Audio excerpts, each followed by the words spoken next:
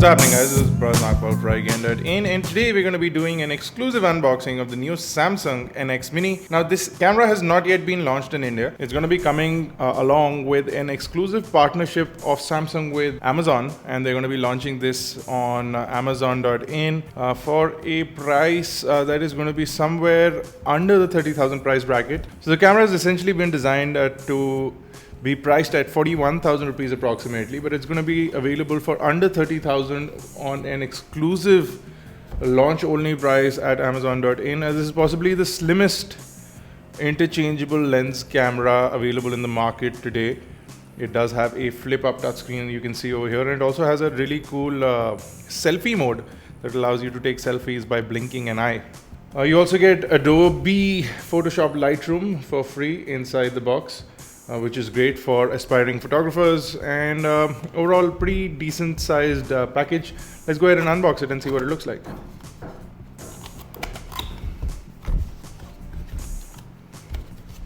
So an empty piece of plastic over there, but the first thing inside the box is the CD, so I'm guessing this is the software. Yeah, this is the software CD-ROM, so it possibly contains the launcher, XYZ quick reference guide. You have a bunch of documentation, and then of course there should be a Lightroom CD for Mac as well as Windows, so that's great. Now the camera is over here, and I'm going to give you a quick look at that. So that's what the camera looks like. I'm going to put it to the side for the timing. I'm going to go further in and see what else is inside the box, because there seem to be a bunch of little cool things. So this is the lens. It'll come in two packages. One is going to be a 9mm lens, and the other is going to be a 9 to 27mm lens. Now both of these lenses have a SAD 3.5 to 5.6. Even the 9mm has a 3.5 aperture, which is not so great according to me, but it's there. You also get a standard micro USB to USB charging cable, a small little strap, the USB wall charger, which is the Samsung charger, and last but not the least, in fact, one of the coolest things that Samsung could have included inside the box is a flash. So the camera does have a inbuilt flash as well, but they give you an additional sort of flash which is stronger, better for low light situations, and you can plug it in over here into the charging port and then lock it using this little lock mechanism that they have included. So you get a additional flash. The camera is really nice and sleek to look at, and even though it's fairly slim, once you pop on the lens onto this guy, it becomes fairly big with the lens. You can see the sensor over there. It's a nice and large sensor, and that's what the camera looks like when it's fully finished. But let's talk about the general specifications of this and get into what all this camera is capable of doing, and then we'll take a look at the user interface. So the camera also comes with a 16GB micro SD card, which is a Samsung Class 10 micro SD card, which is inside the box, which is again a great deal. Not that these cards are really expensive anymore, but the fact that you get a micro SD card means that you're ready to shoot the minute you get the camera out of the box. You also get a 2330 mAh battery, so 2330 mAh on the battery. It's good. Means the camera should last fairly long, considering that 2300 is pretty good for battery life. Major DSLRs essentially use up to 1600 sort of battery life on their battery packs. This one will use 2330, so I'm guessing we'll get a good 300 shots, if not more, on the battery. Now let's do a one over with the camera. Over at the front of the camera, it's fairly bare bones. You'll see a leatherite sort of finish, which is actually plastic. It's actually very plastic, so it's not actually leather.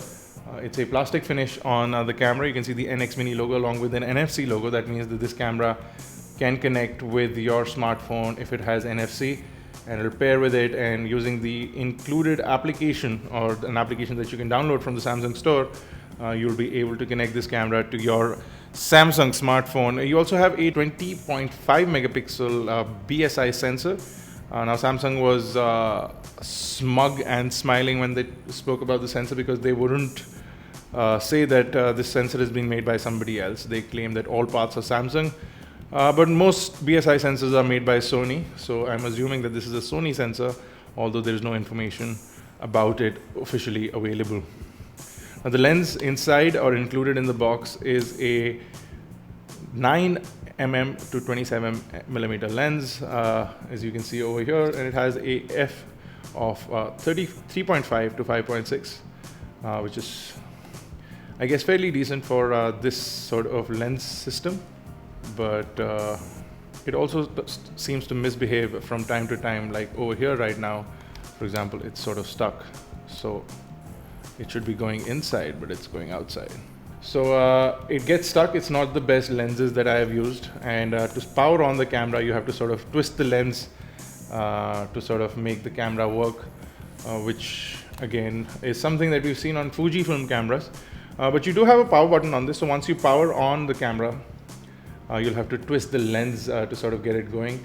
But we'll get into that in just a minute. We'll power it off right now. We'll talk about the screen over here. So let me get rid of this additional flash because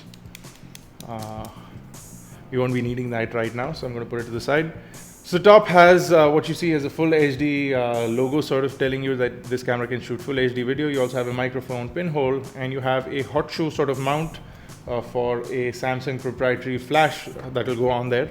And that's about it. You have a Wi-Fi button, a power on and off button, and the shutter button, all of which are metal and really high quality. The top is brushed aluminum, as opposed to many of the other things by Samsung, which are usually plastic. This seems to be aluminum, and it is very high quality, premium looking materials. Camera itself, very lightweight, very pocketable. If you didn't have this, if you get the 9mm, it's fairly pocketable. It's not so large then if you could just get the 9mm pancake. And there might be a bundle by Samsung where they will include the 9mm as well as the 9 to 27mm inside the box. And there is another lens that they have not included, which is the 17mm. It's not going to be available in India anytime soon either. So this is a completely different set of lenses. It's not this usual NX series of lenses that Samsung puts on their cameras. This is the NX mini series of lenses. So a lot of people in the NX lineup will be upset. You do get a $150 odd adapter that allows you to use the lenses on this, but it's a third-party adapter. It's not officially made by Samsung, but apparently Samsung's working on an adapter as well. So we talk about the back side. You have a nice LCD, which is a touchscreen LCD. You can see over here you have the video recording button along with the menu button, the mode button, the 4-way D-pad along with the center button, which is an OK or a set button. And then on the 4-way D-pad, you have your timer selection as well as burst mode selection. On the right side, you have your autofocus settings, and the top has the display. The center is an OK select, and the bottom, what seems to be an exposure and a metering sort of button over there. On the bottom left is the preview button. On the bottom right is what seems to be trash button to empty out your images. You have a standard tripod thread at the bottom of the camera. On the right side, you'll see an HDMI or a mini HDMI port. You also have a micro USB port for charging as well as syncing of data. You have the battery slot, which is over here. It takes in the 2330 milliamp hour battery by Samsung. And then you have the micro SD card slot, which will accept up to 128 gigabyte micro SD cards. So that's a quick look at the outside. Let's go ahead and power this on and see what the insides look like. Now, once you power it on, you need to rotate the lens to sort of get the camera going. Get rid of the cap over here. So you'll see that's the menu interface on the new Samsung NX Mini. So just to run you through the menu interface, you can see that you can go into the menu and change all these settings over here. You also have auto share, you have photo size. So with auto share, you can connect multiple cameras and smartphones, and you can share the images to all of them. You can also set the image quality, the ISO settings, white balance settings. You also have something called Picture Wizard, which will sort of add settings according to the scene that you're in. So you can customize that if you want to do that. You have smart filters, which will add some strange filters like sketching, miniatures, all of that onto your images. And then you have your autofocus mode selections, X, Y, Z. So you have all these settings over here that you can customize according to your requirements. And you also have optical image stabilization, which is inbuilt. Now, if you go into movie size, you can see that you have full HD video at what I believe is 25p and not 30p. So it does 1080p video at 25p. Essentially, all these video formats are at 25p. If you go into the movie quality, you can go into high quality or normal quality, and then you have multi-motion. It'll give you 20 times the speed. You also have a fader. You also have voice, which you can turn on or off. Essentially those are the settings for the movie and the camera, and then you have other settings, touch operation and camera settings, etc., and then the general settings for the device. Let's come back out and then jump into modes, and I'll show you that this is sort of identical to what you would see on a Samsung smartphone nowadays. So those are the shooting modes: auto, smart, program, aperture priority, shutter priority, manual, and Wi-Fi. On full manual, we've essentially tried to change things in iGyaan, so you can set the shutter and set the aperture manually, which is good, so you get full manual controls. You can also set the ISO according to your requirements and sort of control all of that. But the minute you hit the video recording button, it all goes haywire, according to me, because it doesn't stick to the sort of settings, and then you can't do anything when the video is on except tap to focus while recording video, which I guess is a good thing for a lot of video guys. There is no external input or output for audio, and it does not give you a sign of what the volumes are, so you don't essentially want to use this for professional quality audio. You can tap on mobile connection to connect to your smartphone to use it as a remote viewfinder or an auto share, and then you can also set what kind of focus options you want. You want one touch shot, you want auto focusing, and the touch autofocus, which I like, so you can continue to tap to focus. You also get this sort of guide that tells you whether your camera is straight or not across the horizon, which is great. So essentially, basic set of features over here in terms of the interface is fairly simple and easy to use. Gives you quick tips on what shutter speed does, what aperture does, all of those for guys who are new to the camera systems. Essentially, it gives you a lot of manual control, which is nice, but I would have liked to see that manual control run through once we did start shooting video. So once we are in video mode, I would like to now control my f-stop and my ISO, and I can't do that.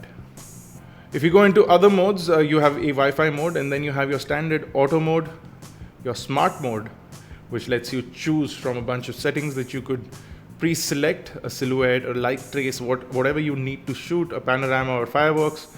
And then essentially it sets the camera to do that for you. The camera is fairly fast to focus and click a picture. It's in one of those modes, so it's sort of taking a long exposure, I believe. So I'm just going to go into auto mode and show you again that it's fairly quick to focus, and it fairly quickly delivers an image. It's a capacitive screen, so you can quickly zoom in as well. It gives you a fairly decent quality image, so I'm pretty happy with that. Now the lens, of course, loses light as in when you zoom to 27mm, and I would have loved to see an extended use of lenses, maybe Canon lenses or Nikon lenses, for those who have that lineup within their sort of arsenal of lenses. Also, this sort of lock mechanism is very shoddy. Sometimes it works properly, sometimes it doesn't.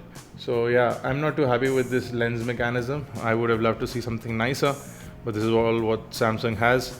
So I'm going to try and see if I can find some adapters for this, because the camera itself seems really powerful.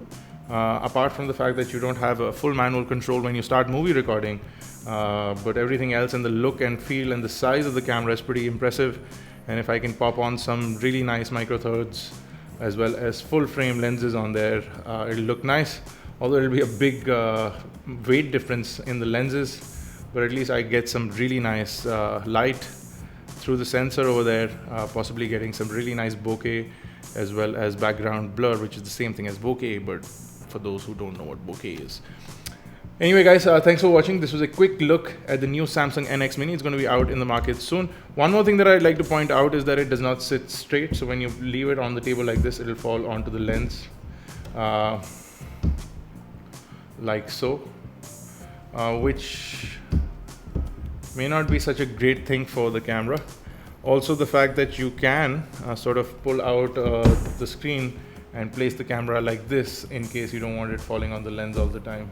So it gives you sort of a kickstand to sort of shoot video or whatever. If you leave it like this, you can sort of pull out the camera's viewfinder and sort of leave it like a kickstand to shoot something. But then again, it's not going to be shooting in the right angle. It'll be shooting slightly upwards, but you can essentially use this to like capture video or whatever, if that's something you want to do.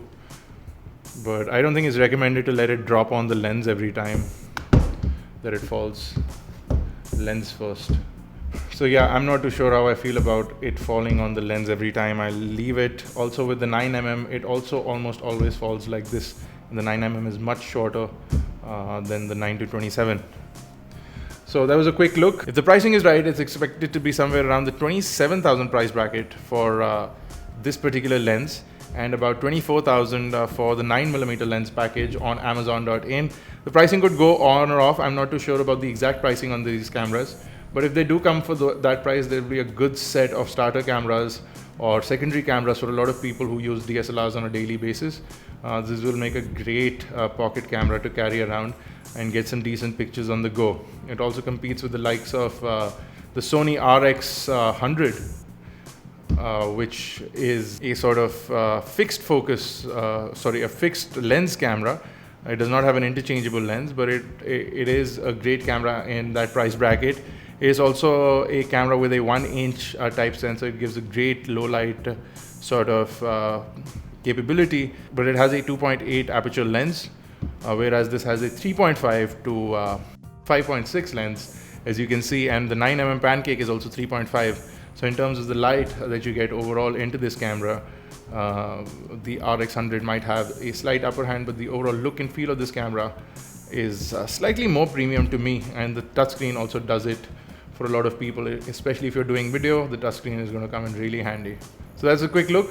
If you have any questions or queries, do drop them in the comment section below, and we'll try and do a roundup for you guys really soon. Be sure to check us out on Facebook, Twitter, Google+. Check us out on iGyaan.in, and subscribe to us on YouTube, youtube.com/iGyaan, youtube.com/iGyaan TV for iGyaan Networks. This has been Bharat Nagpal. Thank you guys for watching.